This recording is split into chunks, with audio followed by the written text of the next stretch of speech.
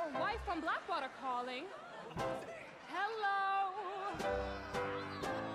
This morning through the phone they said he's been with Bess and told me exactly where he's at. Now I'm headed out of town to his address. That man better hold on to his hat. I sure do worry that the wires might get crossed and it will separate me from my baby mine. Then some other gal will win and my game is lost. And so today I shout along the line. Hello, my baby. Hello, my honey. Hello, my ragtime girl. Send me a kiss like baby, my heart's on fire. If you refuse me, honey, you'll lose me. Then you'll be left alone. Baby, telephone and tell me I'm your own. Hello, hello.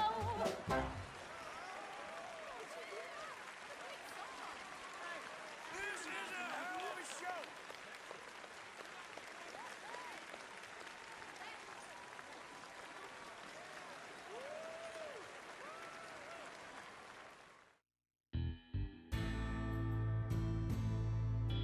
I don't even think I can begin to fathom expressing adequately the joy Red Dead Redemption 2 has brought me. With relations to the first game, which came out way back in 2010, I can only describe Red Dead Redemption 2 as perfect poetry. This game is a prequel that comes full circle, setting up the original game, telling its own story, and hinting at major events that made the first game so great. Frankly, this is one of, if not the best experience I've had in a video game. The game was so outstanding that I have no idea where exactly to begin when it comes to reviewing it. Do I talk about the gorgeously crafted open world, the realism, the phenomenal story, the incredible cast of memorable characters? It's like a maze with 100 different entrances. I'm just spoiled for choice here.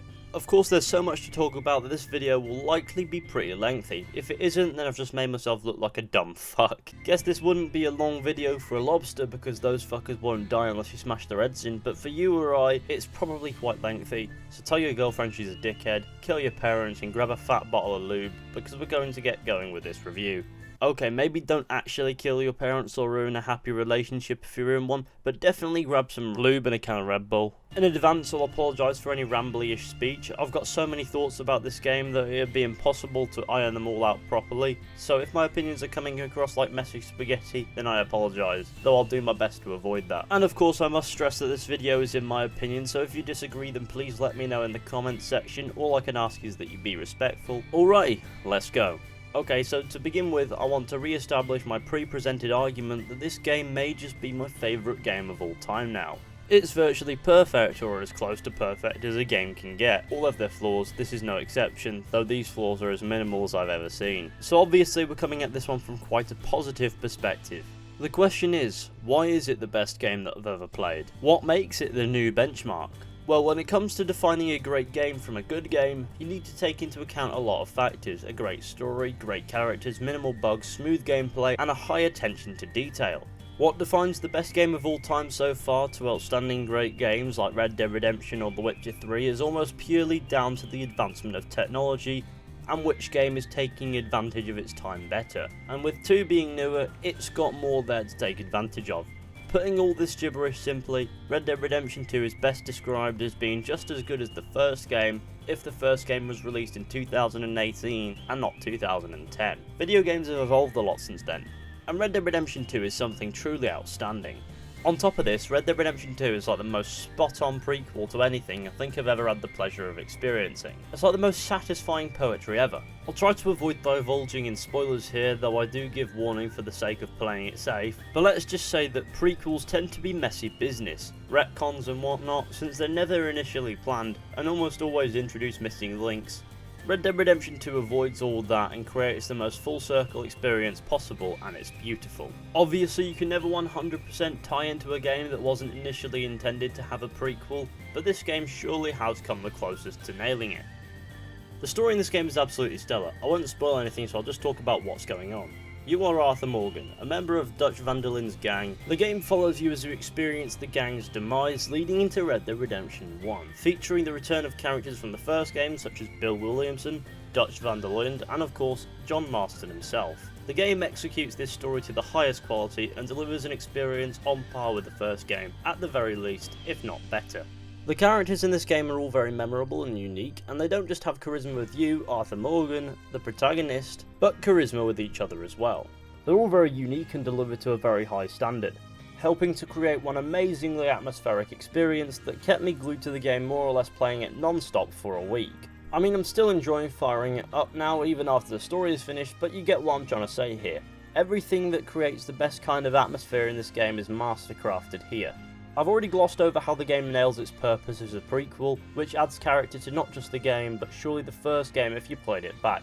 And unlike a lot of prequels that can be quite harmful to a franchise, this one has absolutely skyrocketed the value of Red Dead to me.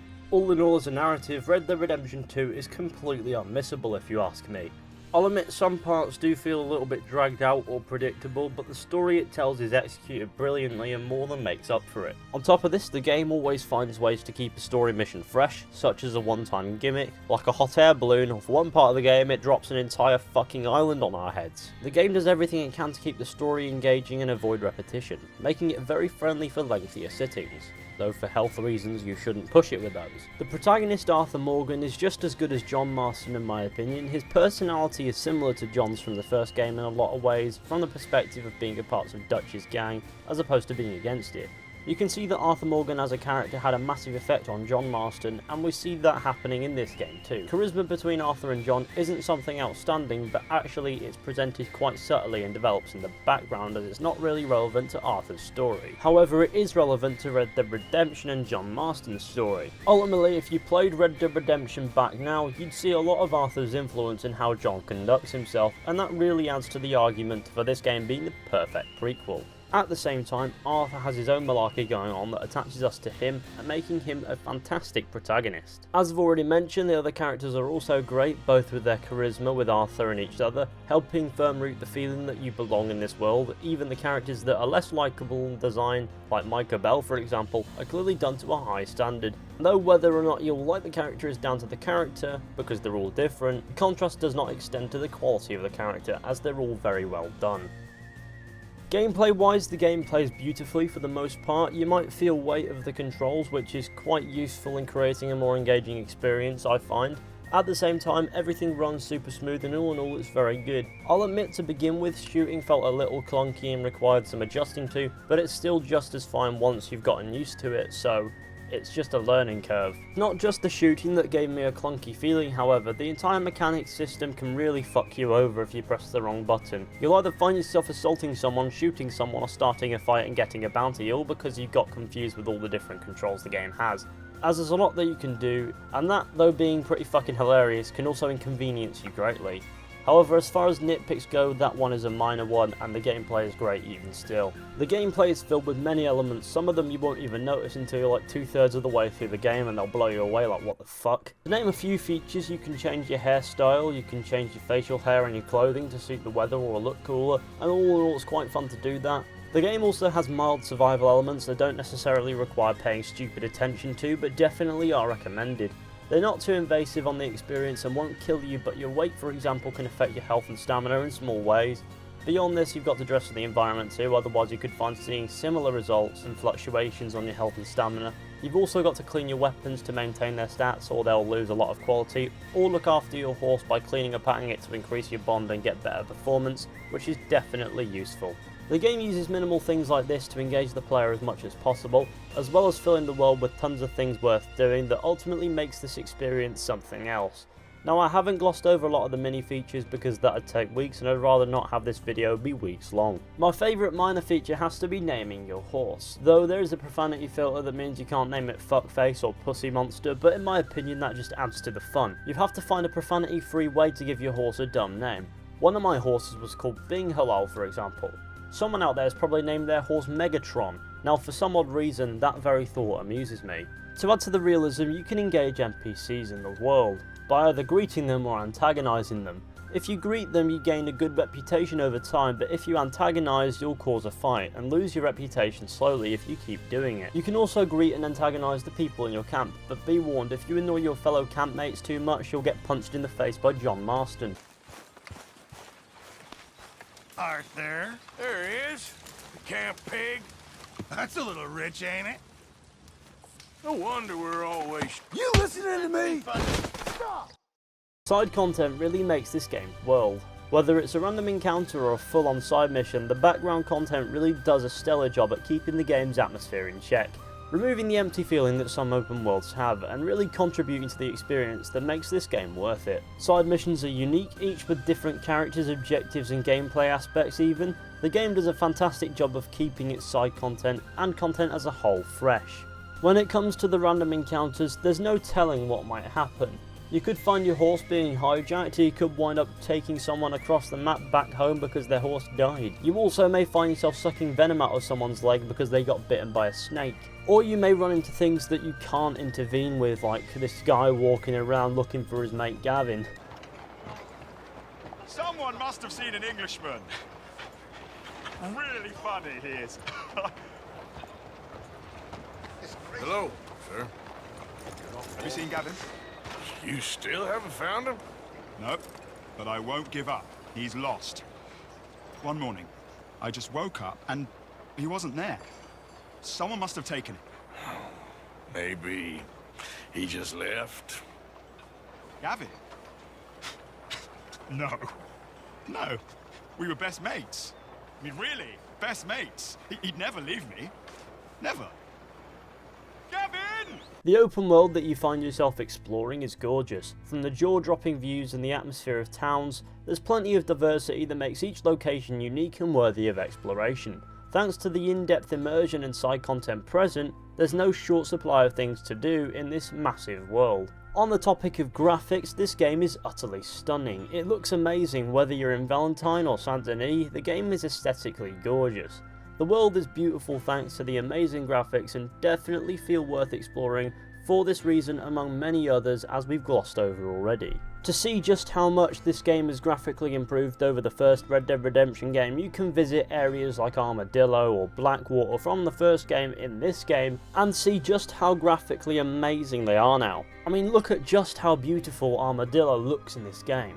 I mean, obviously it's all aesthetic because everyone in Armadillo appears to have AIDS in this game, but it looks stunning nonetheless. To top off the atmosphere, this game has a beautiful, obviously Western-styled soundtrack that really tops off the otherwise super immersive world and adds the finishing touches to this absolutely gobsmacking experience. Unfortunately, I have no idea where to find some of the ambience tracks of this game, so I'm just using some Wild West music from Epidemic Sound, but you know how it is. If you play the game, you'll get what I mean. Performance-wise, I can only speak for the PlayStation 4 Pro, and on the PlayStation 4 Pro, it runs quite smoothly. Everything looks good, and I don't get any crashes or real blips.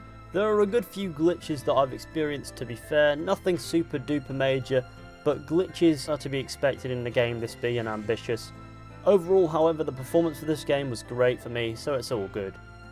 To wrap it all up, Red Dead Redemption 2 is everything I wanted it to be and more.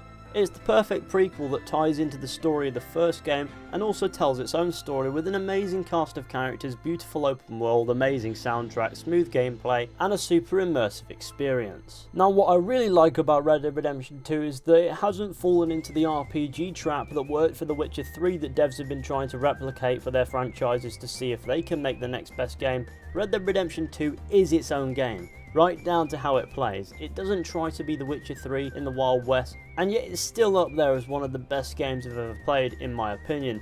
It shows that you can reach the benchmark without dipping fully into the RPG genre, and that's another reason why I love this game so much. In my opinion, so far, Red Dead Redemption 2 is my game of the year, and I doubt anything's going to overthrow it at this point. God of War was fantastic, sure, but this is just something else. If I were to give this game a number rating out of 10, it would have to be the full 10. This game is just absolutely stunning. It's just fantastic. It's incredible. This is the kind of game that I could justify buying an entire console just to play. So if you haven't already got on this game and played it, then what the fuck are you waiting for? But anyways, thank you all for watching my review. I hope you enjoyed. Be sure to go ahead, leave a like, subscribe, share. Let me know what you think about this down in the comment section. Do you like the game? Do you not? Do you agree with the video? Do you not? Just let me know. Be sure to go ahead and follow me on Twitter, I would really appreciate that, and I will see you all very soon with another video at some point.